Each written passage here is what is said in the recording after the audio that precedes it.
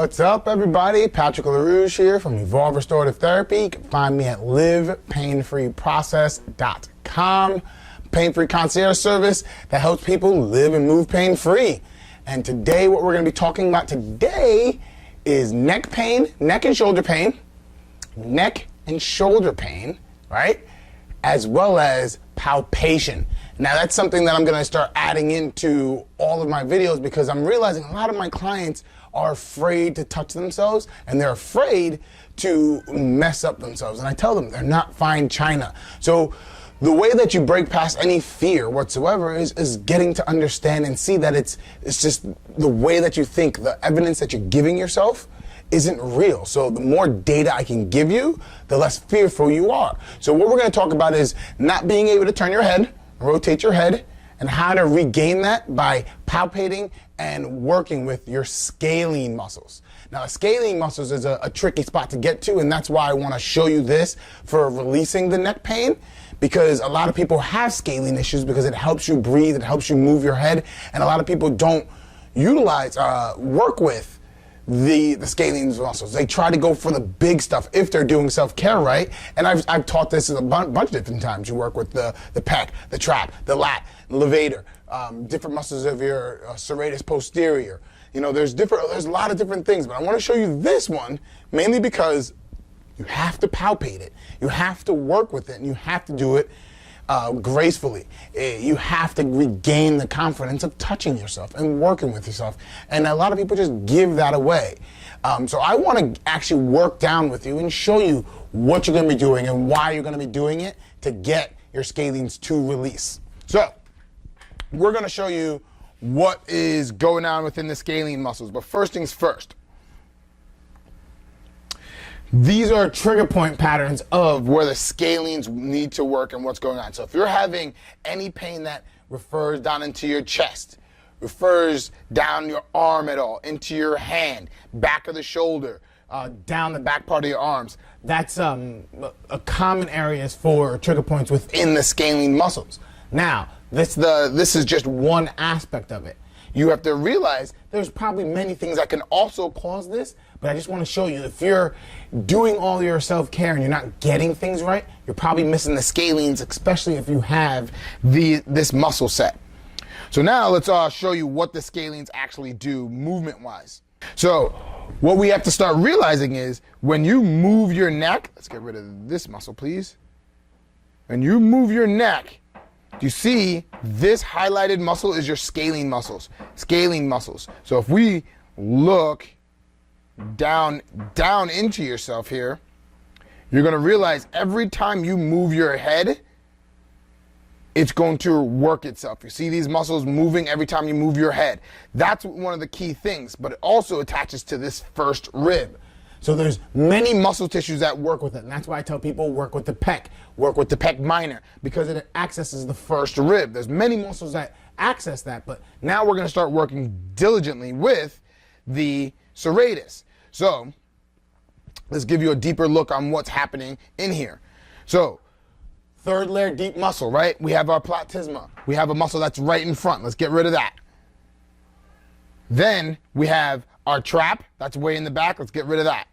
Sternocleidomastoid, and I spoke a lot about sternocleidomastoid, how to pinch it, how to work with it. We're going to get rid of that, and now we have our scalene muscles. But now, look at this. It's in a mesh between different nerves. Behind your sternocleidomastoid, there's different nerves. Here is one scalene muscle, and you see all these nerves that's around here. So the reason why I'm showing you this is because it is somewhat delicate in the way. Like, you have to realize that you have to start learning how to push your trap back, your SEM, your sternocleidomastoid away just to touch that. But just like in this video here, you're only accessing the first rib up at the top. You're not doing much. So what we're looking at is learning how to make it past this nerve bundle, all through here, but realizing that you're gonna have to touch them, right? See all the blood vessels that's around there? You're not gonna be grinding at it, so you have nothing to worry about. So let's get rid of the blood vessels for a second. There goes all the nerve endings. You see, let's get rid of the nerve endings, and now there goes our SEM. So all you have to do now is just touch and hold.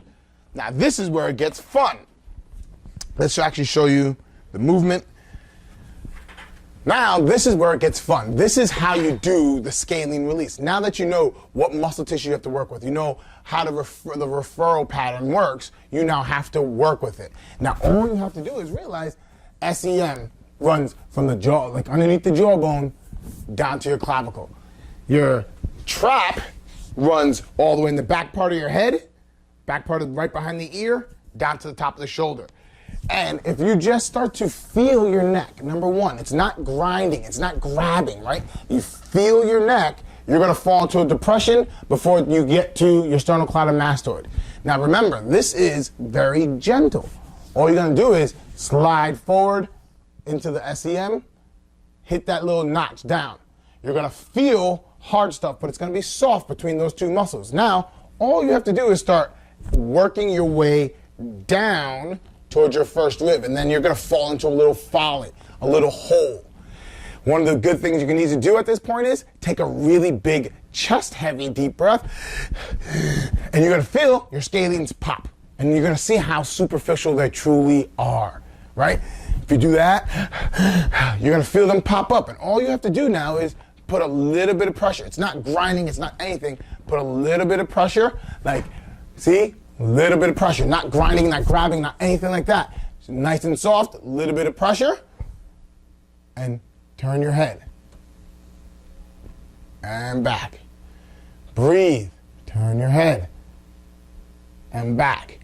Now once you get comfortable with, oh wait, I'm starting to feel things right, because remember, you're still touching nerve endings. You might feel nervy sensations here. Just don't grab at it. Don't do anything. It's just nice and easy, and you might feel a little bit of tugging through in that little area because it's adhered. It is bound to that first rib. It doesn't want to move.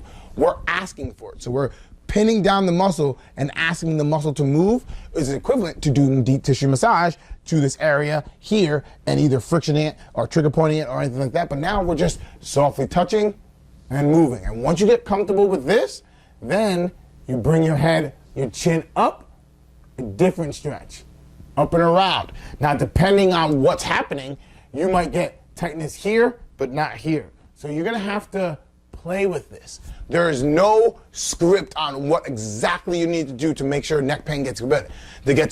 So I have to show you a plethora of things. I have to show you how to feel, I have to get curious about your body and not think you're breaking things. Now, that's the important part about this whole thing. It's not about the muscles I showed you. It's you getting comfortable touching yourself. You getting comfortable with realizing you're not fine china. So don't go off grabbing and grinding and doing all these different things. My rule of thumb is if you wouldn't do it to a 2-year-old, you shouldn't do it to yourself. Now, down below, please write me something. Tell me how this helped. Tell me if this has affected you, if you have scaling issues, and the majority of people do because nobody works with them. So write down below and tell me how it helped and what's going on. And if you guys haven't realized yet, my website is going to be up and I'm going to be doing something amazing for it. So please stay tuned. If you're not signed up to the newsletter and getting all these tips in your mailbox, please go to livepainfreeprocess.com and fill out for the ebook. The Me First ebook is still out, as well as the 40 different ways. Both of them will get you on my list. And now we'll have time to party and you'll see all the inside tricks that I show people to live and move pain-free. Until next time, folks, later.